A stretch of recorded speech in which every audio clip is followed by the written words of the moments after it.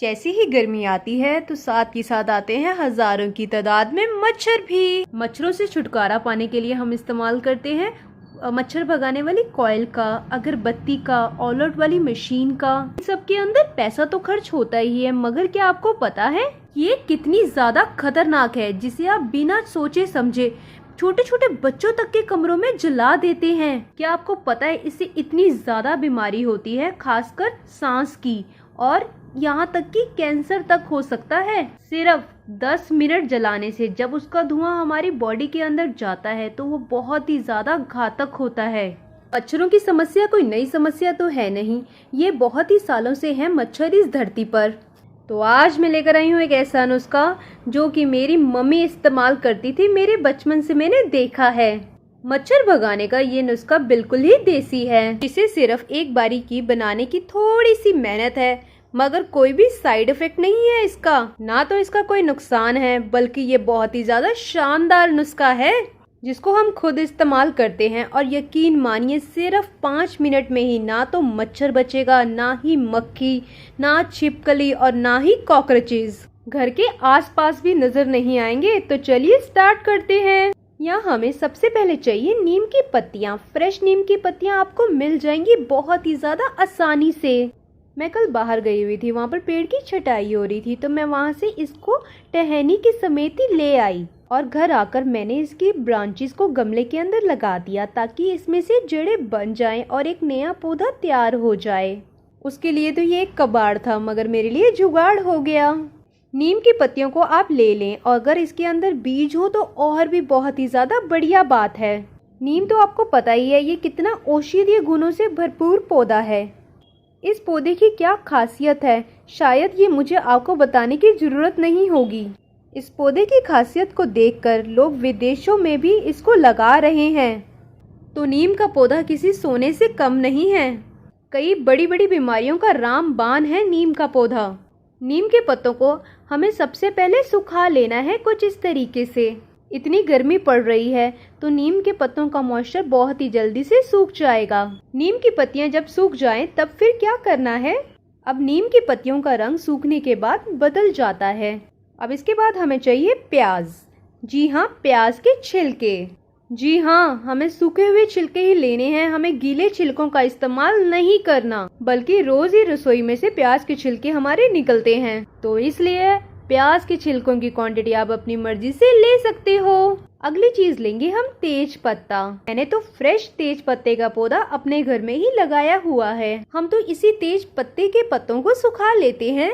तो हम लेंगे सूखा हुआ तेज पत्ता। तेज पत्ते की स्मेल इतनी ज्यादा स्ट्रॉन्ग होती है कि छिपकलियां तक नहीं बर्दाश्त कर पाती। सिर्फ 7 से 8 ही लेंगे हम तेज पत्ते के पत्ते। अगली चीज लेंगे हम कपूर। जी हाँ, आप मेरी तरह देसी कपूर का भी इस्तेमाल कर सकते हैं, या फिर जो गोलियों की फॉर्म में आता है आप उसका भी इस्तेमाल कर सकते हैं।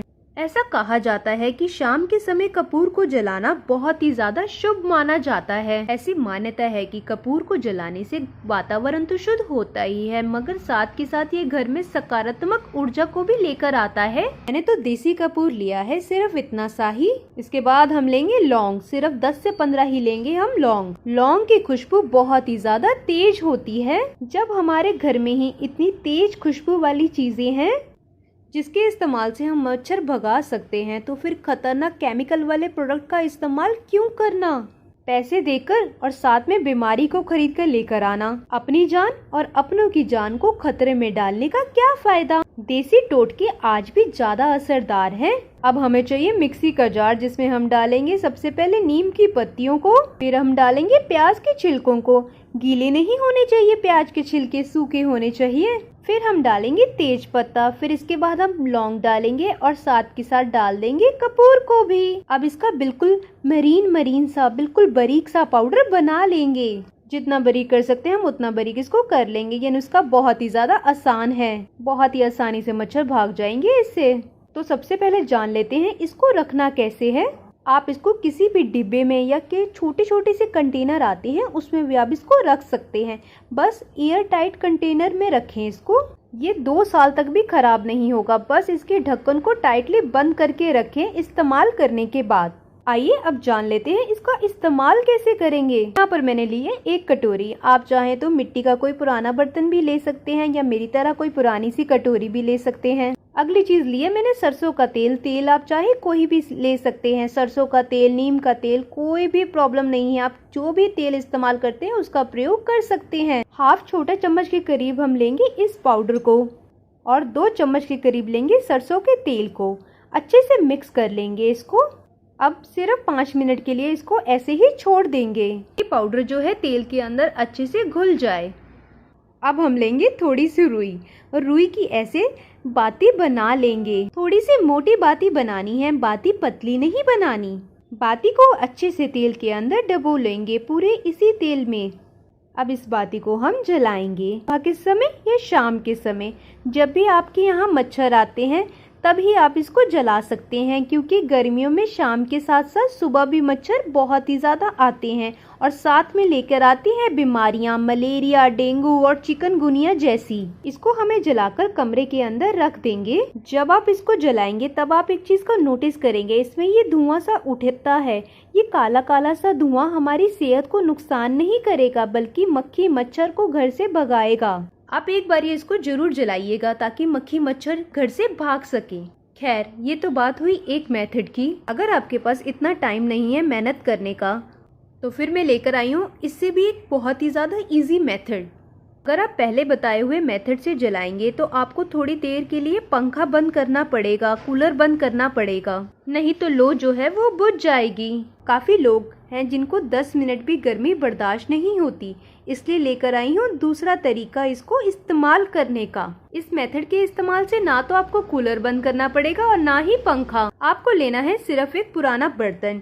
जी हाँ, जो बर्तन का इस्तेमाल आप नहीं करती वो ही लीजिएगा, क्योंकि इसमें कपूर की स्मेल नहीं जाती बर्तन से।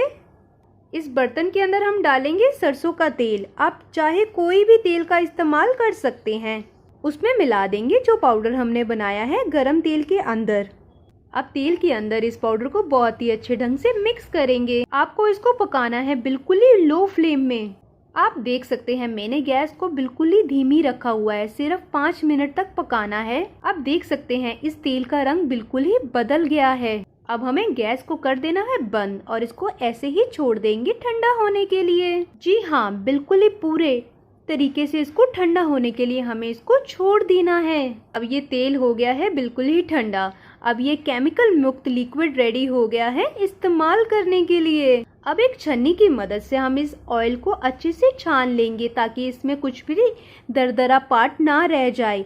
ये देखिए हमारा तेल जो है बहुत ही अच्छे से छन गया है। आइए देखते हैं इस तेल का इस्तेमाल कैसे करना है। हमें लेना है ऑल आउट वाली मशीन का रिफिलर।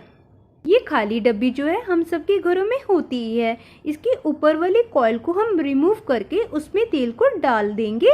इस प्योर ऑयल को इसके ऊपर जो है कॉइल को लगाकर इसको मशीन के अंदर ऐसे एडजस्ट कर लेंगे। अब इस मशीन को हमें स्विच में लगाकर ऑन कर देना है। शायद ही ऐसा कोई घर होगा जिसमें ऑल आउट वाली मशीन नहीं होगी। आपको सिर्फ और सिर्फ इसके रिफिलर के अंदर इस प्योर ऑयल को डालना है। ऑन करने के थोड़ी देर बाद ही आप महसूस करेंगे धीरे धीरे ये अपना पूरा अरोमा कमरे के अंदर फैला देगा। और ये बिल्कुल ही देसी नुस्खा है और यह आपके शरीर में कोई भी नुकसान नहीं देगा, बल्कि ये 100% फायदा ही देगा आपको। एक बार आप भी आजमाएं और फिर मक्खी मच्छरों से छुटकारा पाएं। उम्मीद करती हूँ आपको ये वीडियो पसंद आई होगी। अगर आपको ये वीडियो पसंद आई है तो प्लीज़ आप मेरी वीडियो को लाइक करें, शेयर करें, कमेंट करें एंड साथ के साथ सब्सक्राइब जरूर करें। Thank you so much.